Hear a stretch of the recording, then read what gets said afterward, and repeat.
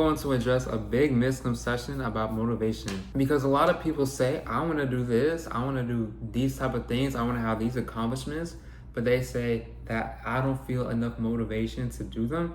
But in reality, the amount of motivation you have depends on you. You decide how much motivation you have.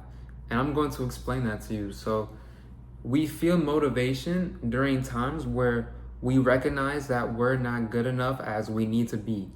For example, let's say I'm not able to run a marathon and I try to run a marathon. And let's say I fail terribly. I will realize that I am here and running a marathon is up here. And then I will notice this bridge in between where I am and where I want to be. And this is the time in our life that provides us with motivation. We feel motivation when we recognize that there's a bridge between where we are and where we want to be. So if you do not have motivation in your life, that is because you never put yourself in opportunities and situations that lead to failure. That means you live too easily. A lot of people live these easy lives and they never challenge themselves, and that makes their egos feel good. Because when we fail at something, that makes our egos feel bad. But in reality, if we never challenge our ego and we never fail at things, we'll never feel the motivation to improve. So if you lack motivation, that means you're too comfortable in your life, and that means you're not pushing yourself and you're not challenging yourself. And some advice I would give to you if you find yourself in this position would be to try things you know you're not able to succeed in.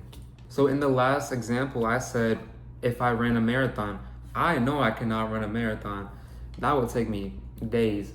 But the point is that if I run a marathon and I try, I will recognize that I'm not in the position where I'm able to succeed in doing that.